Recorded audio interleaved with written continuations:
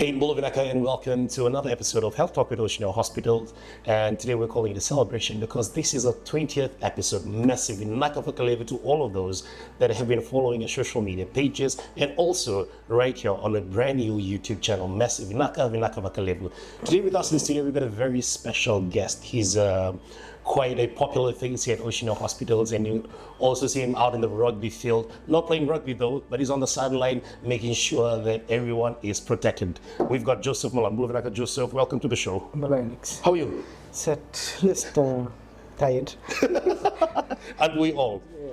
You know, let's just start with an introduction. Could you just tell us briefly about yourself, and some of the hats that you wear both inside and outside of the hospital? Well, first off, I'm a theatre nurse by profession. Been in the service for a little over 12 years. Did all my schooling here in Suva.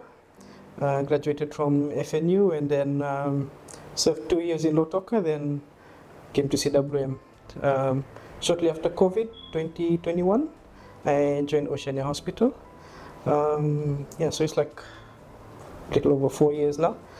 And apart from being a theatre nurse, I'm also the theatre supervisor and a clinical specialist coordinator. Nice. That's quite an interesting background, from being an OT supervisor and a specialist coordinator to a nurse involved in and out of hospital activities. All right, could you walk us through your current scope of work and how it connects to your role as, a lot of you may not know this, as a World Rugby-accredited educator? Yeah. Basically, it's just linking what I do in hospital to what everyday situation, whatever problems may arise. So it's just basically giving pre-hospital care, and then on the clinical side, it's just ensure that the daily running of the theatre is smooth, no major hiccups.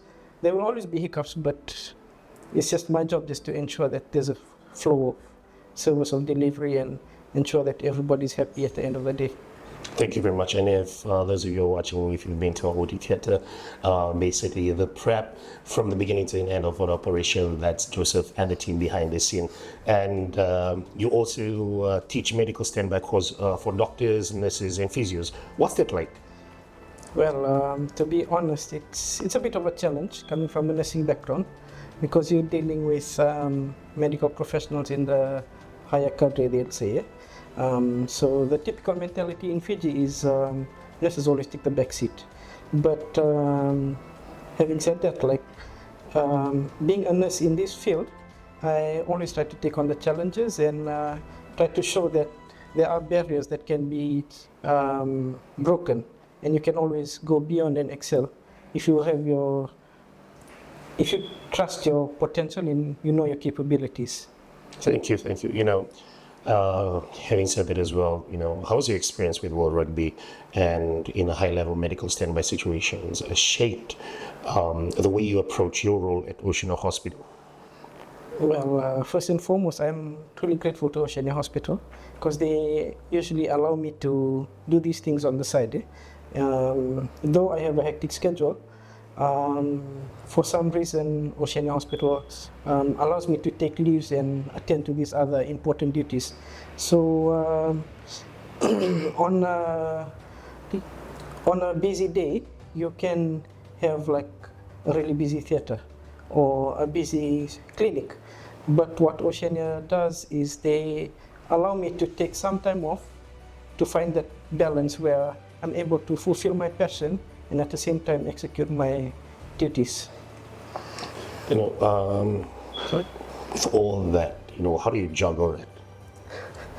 Well, to be honest, it all comes down to time management and strong family support. So what I usually tell my family back at home, my wife and my kids, it's like I'm only three places. It's either at hospital, on the rugby field, or I'm here with you.